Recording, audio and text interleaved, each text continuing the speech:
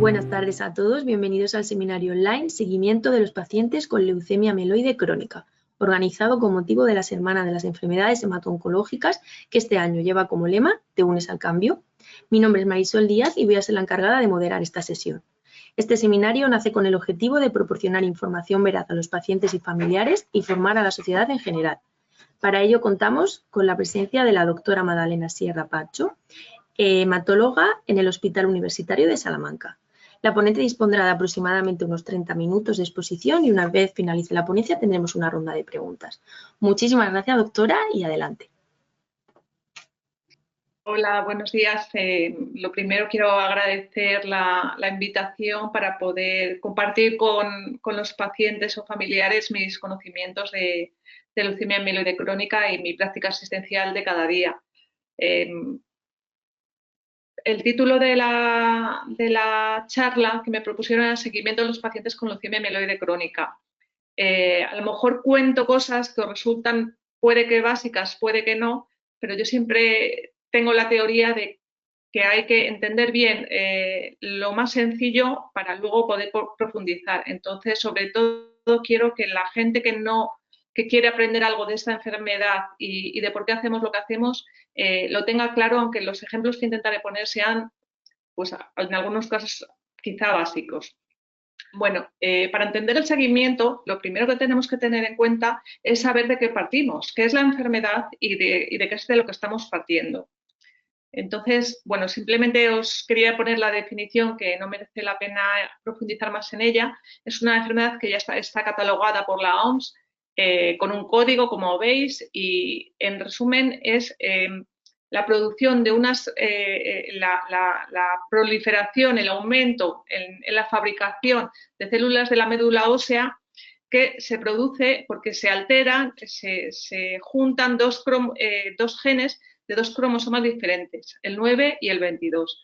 Esta translocación es característica de esta enfermedad. La incidencia en España está en torno a un caso por cada 100.000 habitantes. En España y en los sitios más o menos en los que está estudiado. La edad más frecuente de aparición ronda como media los 54 años y es discretamente más frecuente en los varones. Esta enfermedad puede cursar de una forma crónica y digamos que un poquito larvada, un poco lenta, o puede ir evolucionando y progresando cuando la respuesta no es adecuada o incluso al diagnóstico, unas fases que son fases más aceleradas o incluso crisis blástica. Esto se asemeja más a lo que todos conocemos como leucemia aguda. La evolución natural significa cómo va la enfermedad cuando no ponemos ningún tratamiento. Si nosotros no tratamos al paciente, la enfermedad comienza con una fase crónica que posteriormente se va acelerando y acaba en una crisis blástica. Realmente esto en la mayoría de los casos, como muchos de vosotros veis, no se ve. No se ve porque en fase crónica nosotros lo diagnosticamos y los tratamos. Con lo cual, las otras dos fases ya son más excepcionales. Estas gráficas, que no voy a profundizar mucho en ello, son de un estudio sueco en el que demostraron que si vemos estas líneas azules es la expectativa de vida de la población normal. Antes de que tuviéramos los ITKs, la expectativa de vida de los pacientes con leucemia mieloide crónica, o sea, previo al año 2000, quiero decir, era muy baja. Esa expectativa de vida empezó a mejorar con la aparición de los ITKs, del imatinib y los que vinieron después.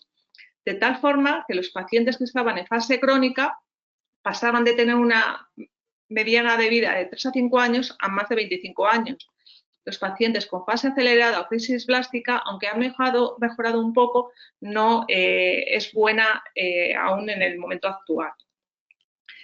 En esta diapositiva simplemente quiero reflejar las incidencias de fases aceleradas o crisis blásticas que se han reportado en diferentes países europeos. Quiero remarcar que en este estudio sueco, del cual era la diapositiva también anterior, vieron que los pacientes que progresaban, hasta un 33% de ellos hacían una progresión a fase acelerada porque el seguimiento no era el adecuado. Y ahí podemos nosotros actuar haciendo un seguimiento adecuado. La evolución de la supervivencia ha mejorado mucho. Antes los pacientes, la probabilidad de que estuvieran vivos a los 10 años era en torno a un 10%, y con la aparición de los ITKs, una vez más, en lo que va del siglo, hemos conseguido que en torno a el 95% de los pacientes permanezcan vivos en seguimientos largos. Y otro detalle muy importante es que los pacientes que antes se morían de la leucemia mieloide crónica porque progresaban a fases más aceleradas de la enfermedad, ahora mismo los pacientes, en términos generales, se mueren por otras enfermedades que no es la leucemia mieloide crónica, siendo muy poco el número de pacientes que fallecen por la enfermedad. Así, la esperanza de vida se aproxima al de la población general. Este aumento en la supervivencia de todos los pacientes ha conseguido que la enfermedad sea cada día más prevalente y que los hematólogos que nos encargamos del seguimiento de estos pacientes, nuestras consultas, por suerte, cada vez cuenten con más pacientes porque no fallecen. ¿Cómo diagnosticamos la enfermedad? ¿Cómo sabemos que hay una leucemia mieloide crónica? Actualmente la mayoría de los casos se diagnostica como un hallazgo casual. En los laboratorios de hematología de cualquier hospital de España, cuando hacemos un hemograma, ese hemograma, cuando es anormal, siempre es valorado por un hematólogo.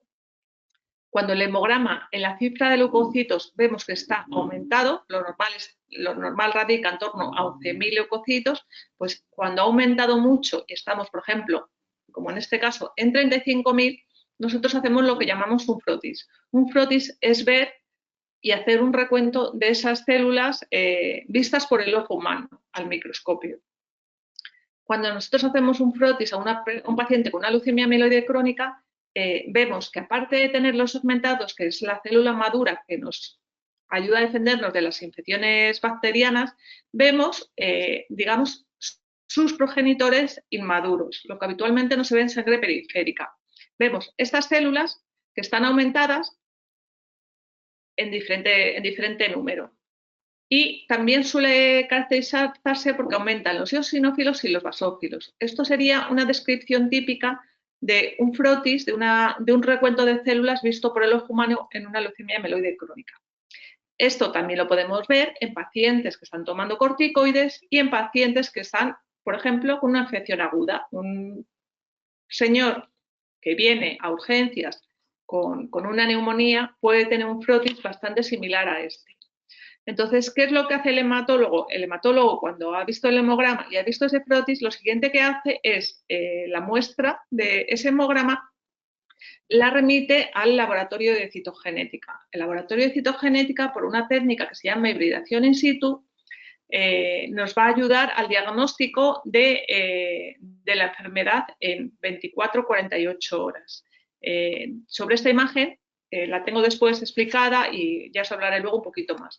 Entonces, en 48 horas, un paciente que se ha podido hacer una analítica porque su médico de cabecera le pide una analítica al año y estar absolutamente asintomático, vamos a tener el diagnóstico de la enfermedad. Entonces, una vez que se ha diagnosticado, al menos me imagino que en casi toda España funcionen igual, en mi hospital de referencia, una vez que tenemos ese paciente, nos encargamos de hablar con su médico de cabecera y realizar una primera consulta ya en nuestro servicio. En esa primera consulta, ¿qué es lo importante a realizar? Lo importante es ver las comorbilidades, qué enfermedades tiene el paciente y qué tratamientos está recibiendo para esas enfermedades. Porque en función de esas enfermedades, nosotros vamos a poder emplear unos fármacos u otros y va a ser muy importante posteriormente. Y luego vamos a hacer unos estudios diagnósticos, que los más importantes o más destacables son el estudio de la médula ósea. El estudio de la médula ósea, donde vamos a ver esas células, vamos a hablar del cariotipo y de la FIS y vamos a hablar de la biología molecular. Vamos a hacer con una sola técnica vamos a poder hacer todos estos análisis que nos van a ayudar a acabar de tipificar la enfermedad. Y casi en esa primera consulta vamos a poder realizar unos índices pronósticos sobre la enfermedad. Estos índices pronósticos, ¿por qué son importantes? Porque nos van a enseñar cuán pendientes debemos vigilar al paciente. Normalmente a todos los pacientes, que es lo que queréis tener resuelto hoy en la charla, tienen unos criterios de seguimiento, pero en algunos de ellos nos van a hacer estar un poquito más pendientes de ellos. ¿Por qué? Porque en función de la edad, en función del bazo, el bazo es un órgano hematopoyético que lo tenemos, digamos que en el abdomen, en el lado izquierdo. Si cuando exploramos al paciente en esa primera consulta el bazo está aumentado de tamaño, nos va a dar una variación en el pronóstico del paciente. Cuando hemos hecho ese frotis, aparte de las células esas más inmaduras de los neutrófilos o segmentados, vamos a poder encontrar células leucémicas. Eso son lo que los hematólogos llamamos blastos. En función del número de los blastos va a tener también un pronóstico. Y en función de la cifra de las plaquetas, hay unas fórmulas matemáticas que nos van a dar los índices de SOCAL y el ELTS. La fórmula es bastante compleja, no voy a entrar en ella porque se escapa casi a mi conocimiento absoluto, pero esas fórmulas en cualquiera de los dos casos nos van a decir que el paciente va a ser de bajo riesgo, de riesgo intermedio o de alto riesgo en cualquiera de los dos índices, y esos riesgos nos van a indicar la probabilidad, 1, de responder al tratamiento que nosotros le vamos a administrar al paciente, y 2, de morir por la leucemia amiloide crónica o ser de los pacientes que se mueren tras muchos años de seguimiento por otra enfermedad.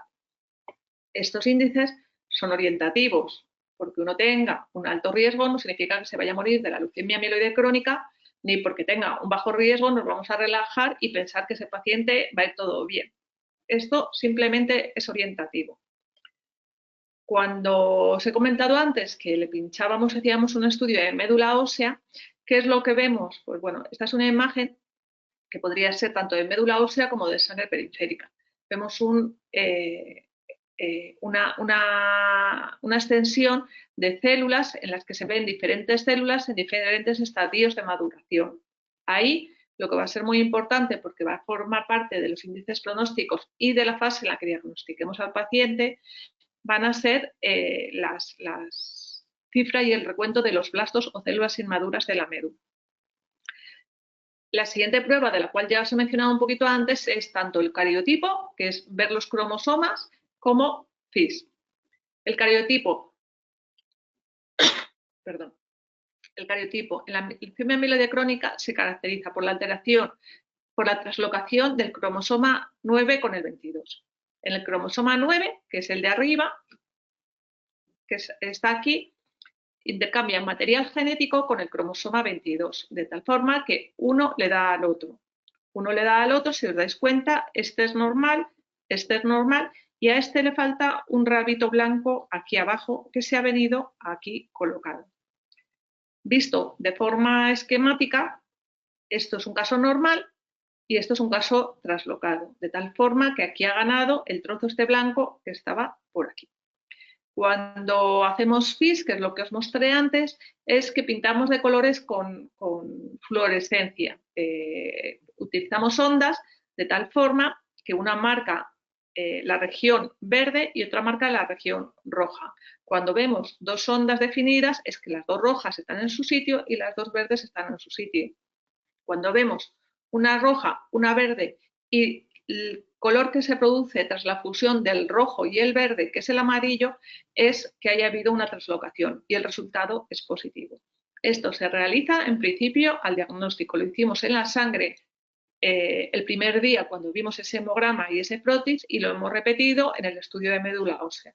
Lo hemos repetido también en el estudio de médula ósea porque hay que ver que están los 46 cromosomas, hay que ver que está la translocación y hay que ver si aparece alguna alteración más en el cariotipo, que también va a ser nos va a hablar un poco del pronóstico del paciente en caso de que aparezca. Y el estudio más importante, más que por el diagnóstico, por un seguimiento posterior, va a ser la biología molecular. El laboratorio de biología molecular nos va a decir cuánta cantidad del gen BCR-ABL vamos a disponer, las características del gen. La PCR cualitativa nos va a decir si el ABL, que sería esta parte del gen, que es más estable, salvo en este caso el punto de ruptura suele ser el mismo, pero el gen BCR de toda esta larga serie de como pequeñas cajitas que veis aquí puede cortarse por diferentes puntos. En función del punto por el que corte, nos va a caracterizar una proteína diferente. La E13A2, E14A2, E1A2. Son diferentes ejemplos de lo que hemos ido encontrando. Las dos primeras, la E13 y la E14A2, son las que observamos en la mayoría de los pacientes. Pero es importante saber el tipo de proteína, porque el tipo de proteína es el que vamos a buscar luego cuando realicemos el seguimiento del paciente. Entonces, al diagnóstico vamos a estudiar el tipo de proteína y vamos a cuantificar cuánta proteína tenemos al diagnóstico. La biología molecular, en los casos que no van bien, también será importante para el estudio de las mutaciones, de las cuales os hablaré posteriormente. Cuando los laboratorios de biología molecular deben trabajar de forma estandarizada, de forma que sea reproducible los estudios que se hacen en Salamanca, con los que se hacen en Madrid, con los que se hacen en Sevilla o en Barcelona. Y hay unas escalas internacionales que nos van a decir qué es positivo, qué es negativo, qué es intermedio y cómo medir la cantidad de lo que detectamos. Y en función de lo que medimos y la cantidad que detectamos, vamos a ver el nivel de enfermedad que tiene el paciente. Importante para el seguimiento después. Entonces partimos de la zona superior y poco a poco va a ir disminuyendo hasta que sea indetectable el nivel de proteína en algunos casos. Esta es una de las dos diapositivas más importantes y que es fundamental que me entendáis. Cuando nosotros consideramos que hay respuesta y el mínimo nivel de respuesta que nos gusta tener es lo que llamamos respuesta molecular mayor, es cuando en la medición del nivel de proteína aparece menos de 0,1%. A partir de aquí decimos que es una respuesta profunda. El naranja, el amarillo y el verde son respuestas profundas y cada vez más profunda. El nivel de detección, como veis, es cada vez menos detección de proteína. Aquí nos estamos acercando a no detectar enfermedad en el paciente en los estudios que estamos haciendo ahora mismo. Entonces, con ese nivel de detección de proteína, lo que os he dicho, la cuantificación inicial por BCR-ABL, que nos da un porcentaje de proteína al diagnóstico, vamos a ver después en diferentes puntos de seguimiento la respuesta que presenta el paciente. Por ejemplo, a nivel basal simplemente controlamos el nivel de proteína. A los 3 meses, si esa proteína se ha quedado menos de un 10%, la respuesta está siendo la deseada. Si a los 6 meses es menos del 1%, seguimos con una respuesta deseada. A los 12 meses debe ser menor del 0,1%. Eso significa que a los 12 meses debe estar ya en lo que os he dicho previamente, que es una respuesta molecular mayor. Y en cualquier momento lo ideal es que esté en una respuesta molecular mayor. ¿Qué nos pasa? ¿Qué es esto de warning? Warning os sonará a la imagen o a la señal esta de peligro. Vigilancia, hay que tener cuidado, que al diagnóstico de momento simplemente debemos saber que los que tienen alto riesgo debemos vigilarlos un poquito más de cerca o estar mucho más pendientes de sus resultados, pero igualmente volvemos a hacer la primera medición de la evolución de la enfermedad a los 3 meses. ¿Qué pasa? Que en este caso puede haber pacientes que no han llegado a disminuir debajo del 10%. Bueno, pues hay que ser vigilantes cuando esa cifra está por encima.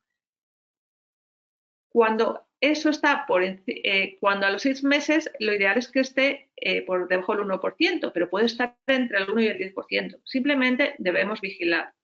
Y a partir de los 12 meses, hay un número bastante importante de pacientes que lo tenemos entre el 1 y el 0,1%. Bueno, pues debemos vigilarles y estar pendientes. No significa nada más.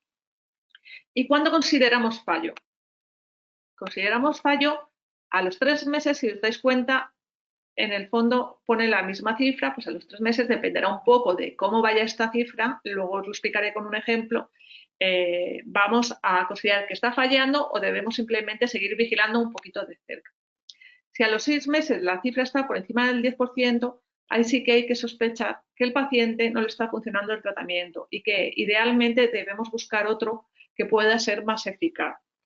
Cuando después de un año es mayor del 1%, pues igual que con los 6 meses, o en cualquier momento de la enfermedad está por encima del 1%.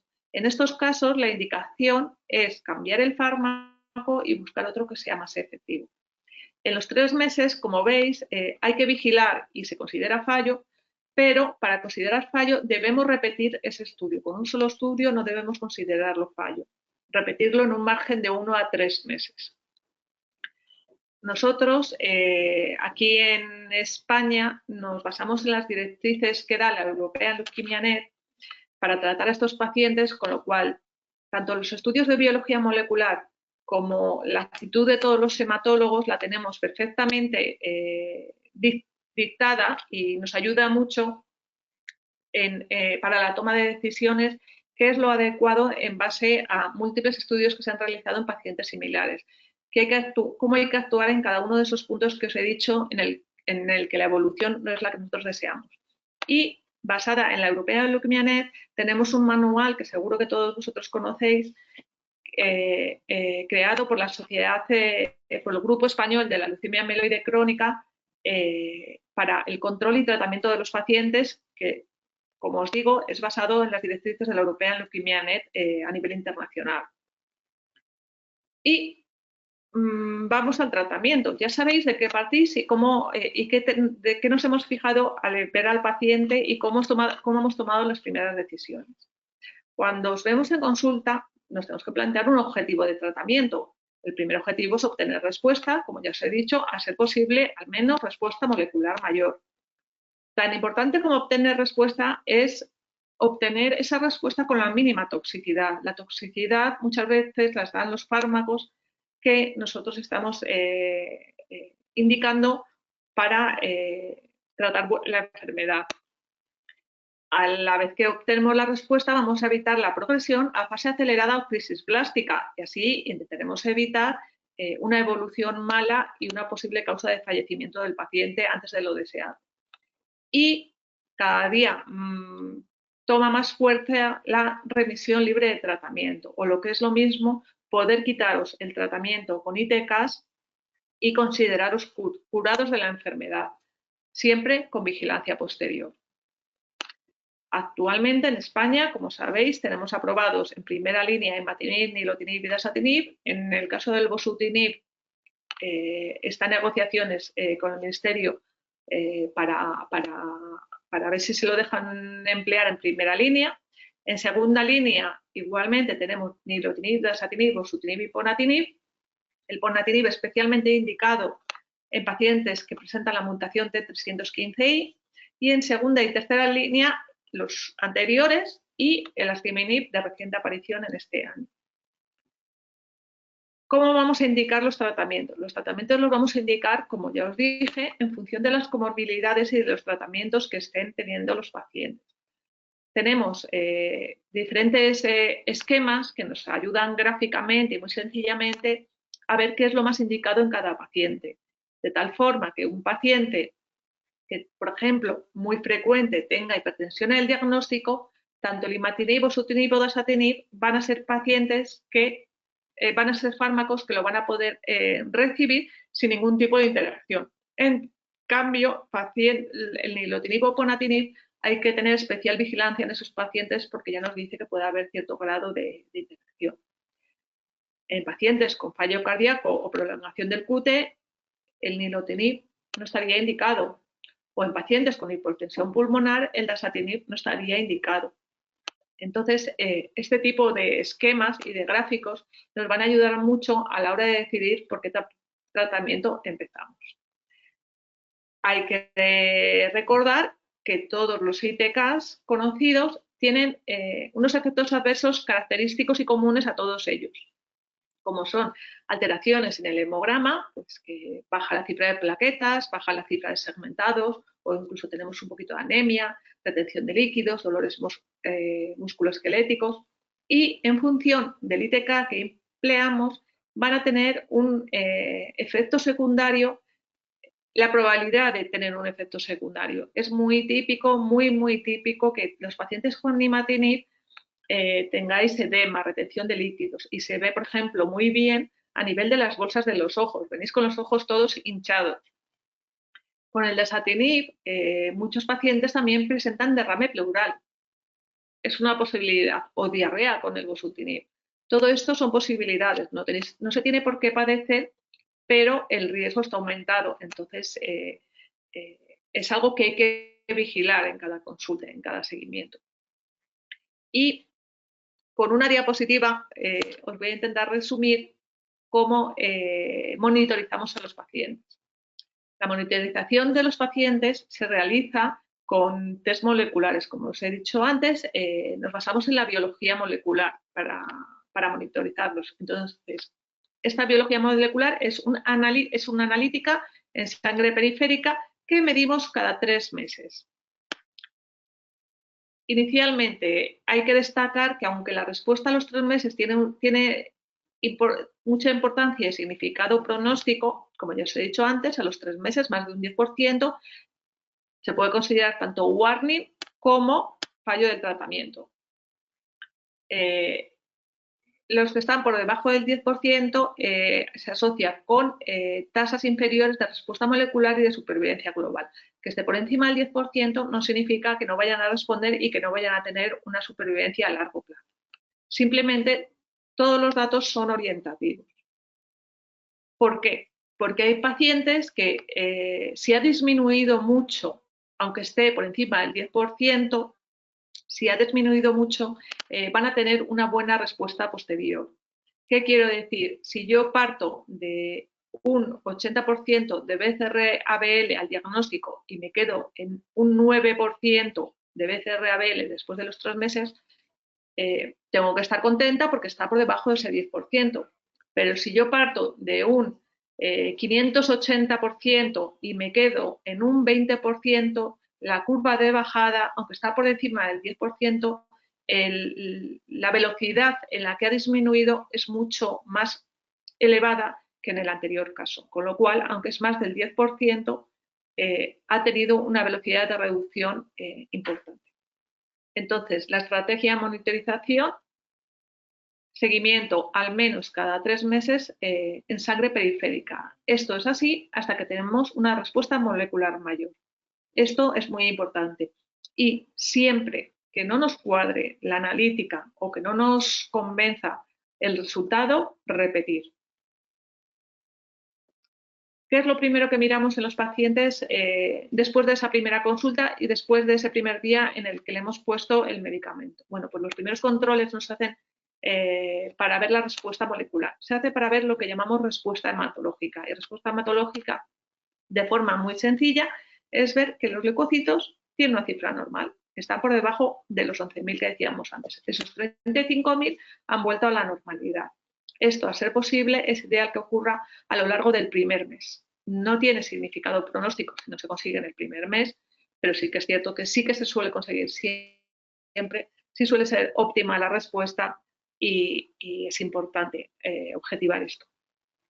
Aparte, además, importante, la calidad de vida. En esas primeras consultas, después de empezar con el ITK, es importante que el paciente nos cuente cómo se siente con el medicamento, cómo lo está tolerando, qué efectos secundarios le está dando, porque todo es importante a la hora de hacer una adecuada toma del fármaco, fundamental para obtener una respuesta y posibles interacciones con otros medicamentos. Entonces, la calidad de vida va a venir bastante marcada por el fármaco y la tolerancia al mismo. Os quiero presentar varios casos clínicos para que veáis lo que es el día a día de una consulta. Casualmente, aunque os comenté al principio que los casos, la enfermedad se diagnostica con más frecuencia en los varones, por azar ha coincidido que todos los casos que he preparado han sido de mujeres, pero bueno, no tiene que ver. Este caso es una paciente de 85 años que cuando la ve el primer día en la consulta, como antecedentes me contaba una extirpación de un riñón por litiasis hacía muchísimos años, era una paciente hipertensa, con tratamiento para el colesterol y que había sido operado un nódulo benigno de mama. Cuando hice los índices pronósticos tenía un índice de SOCAL alto y el LTS intermedio. Bueno, hay que vigilar a la paciente. Lo primero que sé con la primera consulta es que es una paciente para vigilar. Empecé tratamiento con imatinib. Aquí os he querido mostrar en este primer ejemplo lo que es un informe típico de los que yo tengo de biología molecular de mi laboratorio de referencia. Aquí, para que veáis, para hacer los estudios de biología molecular, se mide la cantidad de proteína que hay de BCR-ABL y luego se mide a la vez la cantidad de proteína que se obtiene en otra proteína, en otro gen totalmente distinto. En nuestro caso, nuestro laboratorio utiliza la ABL. Para que entendáis de una forma, quizá a lo mejor resulta demasiado básica, pero sí es importante que entendáis cómo se hace esto. Una PCR se pone el gen BCR-ABL y por otro lado se pone el gen ABL. Y digamos que os voy a poner un símil muy tontorrón, pero puede ser muy significativo. Vosotros imaginar que tenéis un huerto y plantáis una zona con lechugas y otra con puerros. Y supuestamente lo regáis todo igual, ponéis el mismo abono y ponéis el mismo tipo de riego. Lo normal es que obtuvierais el mismo número de lechugas que de puerros. Pues esto es similar. Se pone el gen BCR-ABL de la muestra del paciente, un gen control ABL y al hacer la PCR se añade unas sustancias para ver la capacidad de replicación de cada uno de los dos. Entonces luego se hace una ratio controlando. Cuando hay mucha enfermedad, el que tiene más capacidad de reproducirse es el gen BCR-ABL. Cuando la enfermedad se va curando, el que predomina es el gen control. Y así obtenemos una ratio. En la paciente que os he comentado antes, esta mujer tenía al diagnóstico un 183, casi 184%. En el control a los 6 meses estaba en 0,7%.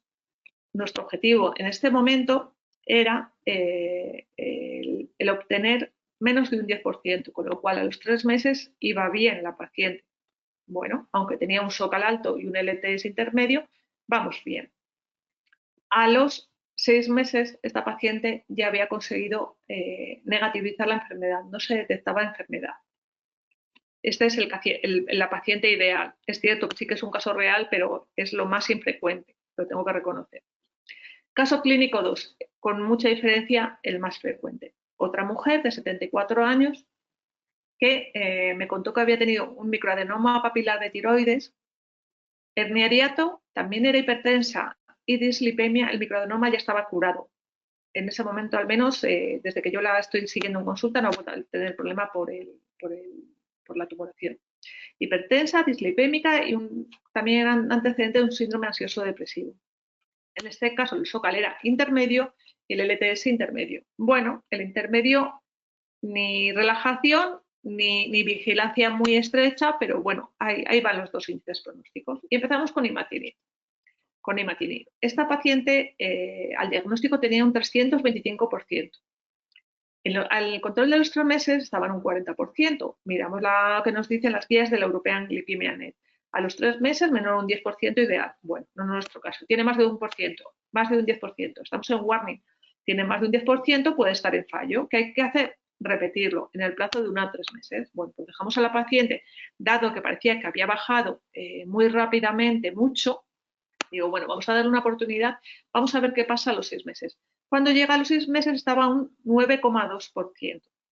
Nos vamos a la línea de los 6 meses y vemos que un 9,2 está en el momento de decir, hay que vigilar. Tiene un 9%, no es para relajarse, pero tampoco es para hacer ningún cambio de medicamento. Los 9 meses fue un poco llamativo, aunque en ese control realmente, bueno, contra los 3 meses, siempre es cada 3 meses, Aunque en ese control no te dicen las guías que tienes que hacer ningún cambio, a los 9 meses vimos que estaba muy parecido a los 6 meses. Y llegó el control del año. El control del año apareció un 2,3%. Al tener un 2,3% al año ya nos indica que el medicamento no ha sido suficientemente efectivo y que hay que cambiar el fármaco.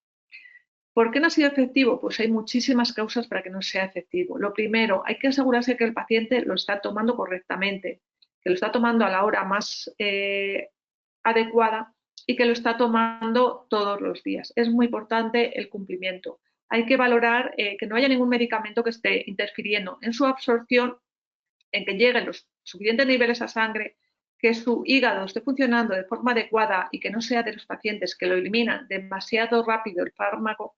Y luego hay otros muchos mecanismos que están implicados en que no sea la respuesta adecuada, como por ejemplo son las mutaciones. Cuando se hablaba de la biología molecular, os hablé de que había mutaciones. Las mutaciones son pequeños cambios en el sitio de unión donde se unen los fármacos, que las células tienen la capacidad de cambiar y de cambiar un aminoácido por otro. Cuando se producen estos cambios, el fármaco no se une bien y no actúa, no es adecuado, no responde a ese fármaco. El fármaco detecta que no es la llave ideal para ese agujero y deja de funcionar. Esto es lo que llamamos mutaciones. Y en función de la mutación nos va a indicar qué fármaco es el más adecuado. Los que tenemos en verde son adecuados para esa mutación, los que están en rojo nos está indicando que en esa mutación ese fármaco no va a funcionar. A esta paciente de antes, os recuerdo, estábamos al año con 2,3%, teníamos que cambiar de fármaco. ¿Qué es lo que hicimos? Hablar con el laboratorio de biología molecular para que nos dijeran si había algún fármaco que estaba más o no indicado en este caso. En nuestra paciente no había ningún tipo de mutación, no sabemos por qué no estaba respondiendo, pero podíamos emplear el que quisiéramos. Cambiamos el fármaco y al cambio de fármaco hay que volver a hacer lo mismo, 3, 6, 9, 12 meses, cualquier momento, y con el mismo nivel de control. Del 2,3% a los 3 meses pasé a un 0,57%. Esto ya nos gustaba más. A los 6 meses estaba por debajo del 0,1% y en esos rangos se han mantenido desde los 6 meses de la segunda línea, con lo cual tengo esta paciente que ya está en respuesta molecular mayor y es como quiero tenerla, con controles cada 3 meses para confirmar que eso sigue siendo así. Dos palabras del trasplante. Esta gráfica simplemente es para indicaros que hubo unos años en el que el trasplante alogénico de un donante estaba indicado en los pacientes con una leucemia amiloide crónica hasta el que comenzó este siglo, que aparecieron los ITKs. Desde que aparecieron los ITKs ya no hay indicación de hacer trasplante, salvo en los pacientes que están en fase acelerada o crisis blástica en algunos de ellos. Hay muchas guías que nos indican cuándo realizarlos y de forma resumida, sin liarlo mucho, suelen ser pacientes que están en fases aceleradas o crisis blásticas que no están yendo bien, en los que al diagnóstico, os recuerdo que os hablé de que puede haber alteraciones en los cromosomas añadidas al cromosoma Filadelfia, que nos digan que esos pacientes es mejor hacer un trasplante y poner una médula nueva porque con el ITK nos estamos quedando cortos. En pacientes a los que al darle el ITK vamos a tener anemia, vamos a tener trombopenia, vamos a tener bajada de las defensas, en las cuales no podemos darle el fármaco a la dosis que nos ha indicado el laboratorio por los ensayos clínicos. Entonces, si yo no le puedo dar la dosis adecuada, ese paciente va a estar poco tratado. Si el paciente está poco tratado, puede progresar a fases aceleradas o crisis blástica. Y en pacientes en los que le aparece la mutación T315I y el ponatinib, que es el único fármaco indicado para estos pacientes, y el ponatinib no responde, no es efectivo y no obtenemos respuestas ideales.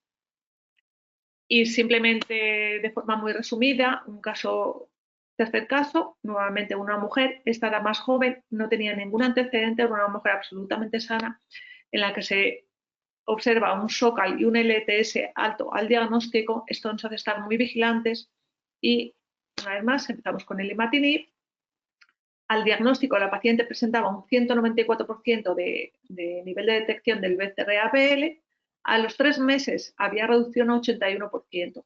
Simplemente se había reducido al 50%. Como esto nos aproxima ni de lejos al 10%, ya solicitamos hacer mutaciones en ese primer estudio. En ese estudio nos dijeron que no había mutaciones y comencé el tratamiento con dasatinib. Al comenzar el tratamiento con dasatinib, la paciente empieza con las citopenias, de las cuales os he hablado antes. A los 15 días hay que retirarle el dasatinib porque le había bajado las plaquetas y le había bajado todo. En ese momento le retiramos el dasatinib y le hacemos un estudio de médula ósea y volvimos a realizar el estudio molecular.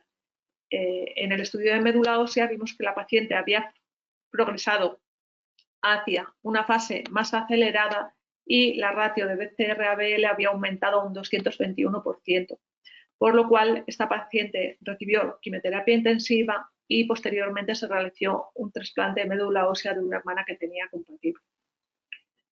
Quiero insistir una vez más en que para nosotros es muy importante la calidad de vida de los pacientes y lo que nos contáis en cada consulta de cómo toleráis el fármaco y de lo que os limita en vuestra día a día. Y una diapositiva simplemente de la descontinuación de la cual os hablé hace unos minutos. La descontinuación inicialmente se realizaba en pacientes que le producía toxicidad del fármaco y había que retirarlo de forma brusca, por un deseo de gestación, dado que estos fármacos no se pueden tomar cuando la mujer quiere quedarse embarazada u otros motivos que hubiera. Pero en los últimos años se ha visto que hay pacientes en los que es posible la descontinuación. Se puede plantear uno en mayor de 18 años en los que haya ido bien el tratamiento de entrada y que tengan al menos respuesta molecular 4.0 o mejor, que hayan tenido durante al menos 5 o 6 años el tratamiento con ITK y los 2 últimos años hayan estado en esa respuesta molecular profunda.